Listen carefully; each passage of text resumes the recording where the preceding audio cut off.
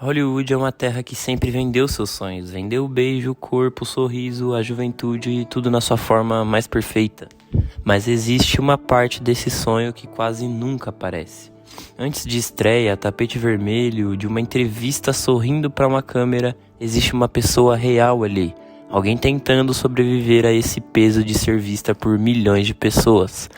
A fama em Hollywood não é só ter o reconhecimento, ela também pode virar uma prisão, na qual você sempre tem que estar uniformizado, sem vida pessoal, sem mostrar os seus problemas, somente as qualidades. Porque quando o mundo inteiro olha pra você, cada mudança vira uma notícia, um comentário, um detalhe da pessoa vira um produto, que alguém consome, julga e compartilha a rodo, seja pro bem ou seja pro mal. E talvez essa seja uma das maiores contradições desse mundo. Uma indústria que cria os ídolos que são comentados e compartilhados, mas também cria algumas inseguranças que demoram anos para se reverterem, transformando artistas em símbolos mundialmente conhecidos, mas cobrando deles que esses símbolos não envelheçam, falhem ou tenham sentimentos humanos demais. Hoje a gente vai refletir um pouco sobre essa pressão estética e sobre essa pressão psicológica que afeta e afetou diversos artistas da indústria. E só para provar o meu ponto, eu vou trabalhar em 3 vertentes diferentes, em 3 épocas, para vocês verem que não é uma coisa que aconteceu do nada, e sim uma coisa enraizada nessa indústria há muitos anos. A história de Michael Jackson talvez seja uma das mais complexas quando a gente fala sobre fama, aparência e espetáculo. Ele foi e continua sendo uma das pessoas mais famosas do planeta. Desde criança ele já estava inserido nesse meio musical. Antes mesmo de ter tempo para entender quem ele era, Michael já era observado, fotografado, comparado e cobrado para ter um desempenho melhor do que todos os outros artistas e se moldar conforme dito. Com o passar dos anos, a sua aparência se tornou um dos assuntos mais explorados pela mídia. O nariz e a pele foram principalmente o que o povo comentava. Tudo em Michael parecia uma coisa pública. E o problema é que quando a vida de alguém vira uma coisa muito pública, a dor passa a ser consumida como curiosidade, como mais um produto.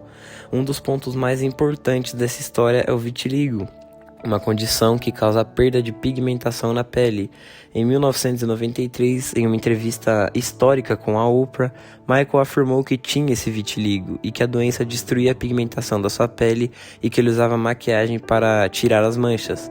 Anos depois, o Centro de Pesquisa e Clínica de Vitiligo da Chan Medical School analisou o caso e destacou que a autópsia de Michael registrou vitiligo em seu histórico médico, além de áreas claras e escuras de pigmentação e medicamentos associados ao tratamento da condição.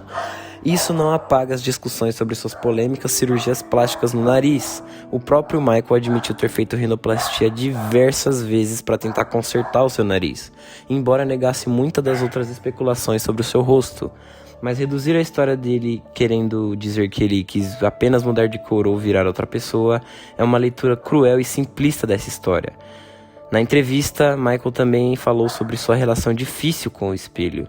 Disse que tentava se olhar no espelho e nunca estava feliz com o que via. Essa frase é muito forte, porque revela alguma coisa que vai além da celebridade, mostrando uma pessoa mundialmente admirada, mas profundamente desconfortável com a própria imagem.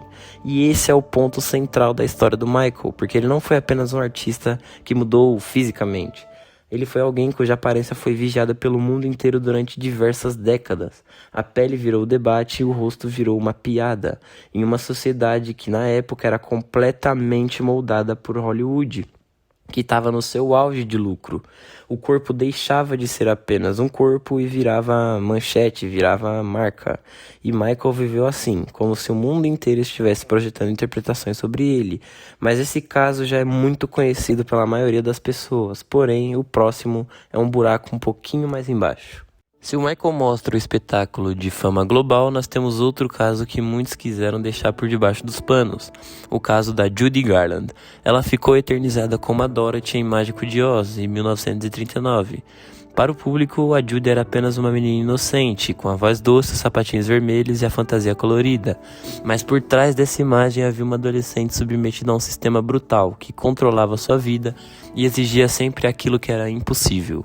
Na era dos grandes estúdios, atores e atrizes eram tratados como a prioridade das empresas, um produto que era usado e abusado.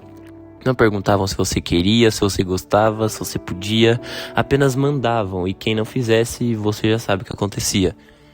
A MGM não vendia apenas os seus grandes filmes, ela vendia diversas personalidades especificamente fabricadas para funcionarem como um jeito de lucrar muito dinheiro. Segundo a biography, Judy Garland foi colocada em dietas rígidas ainda adolescente, tendo a alimentação monitorada e sendo incentivada a utilizar estimulantes. O artigo também relata que alguns executivos da MGM deram um apelido para ela de Porquinha Gorda de Maria Chiquinha. Pensa no absurdo disso, uma adolescente sendo transformada em símbolo mundial de pureza, enquanto nos bastidores era humilhada constantemente e pressionada a caber em um padrão estético criado por homens poderosos do estúdio. Para manter a imagem de Dorothy, o corpo real de Judy precisava desaparecer. O estúdio queria que ela parecesse jovem, magra, energética e sempre pronta para entregar o seu melhor, mesmo que para isso ela precisasse chegar ao extremo. E essa cobrança não acabou quando as câmeras desligaram. Ela carregou por anos diversas consequências fora dos filmes, pois o trauma foi tão grande que ela tentava esquecer os problemas com remédios, álcool e todos os tipos de entorpecentes. A saúde mental e a autoestima dela foram embora, porque depois de tantos anos ela foi chutada como se fosse mais um produto que venceu, que passou da validade. Ela é um exemplo doloroso de como Hollywood aprendeu cedo a viver essa fantasia enquanto sacrificava as pessoas reais. E aqui a sociedade do espetáculo aparece de novo. A imagem de Dorothy é imortal para muitas pessoas, e muitos têm inspiração nela até hoje. Mesmo depois de todos esses escândalos, ela continua sendo reproduzida, vendida e celebrada. Mas o custo humano por trás daquela imagem ficou por muito tempo escondido, e o espetáculo sobreviveu para que a pessoa pudesse pagar a conta do espetáculo. Rápida aqui para terminar o vídeo de como nós podemos lidar com esses traumas é o caso do Kendrick Lamar, que é um cantor que ficou muito famoso por conta da briga do Drake. Mas antes disso ele já tinha tantos anos de indústria, numa vida de luxo, fama e dinheiro totalmente exagerada, cobrando preço.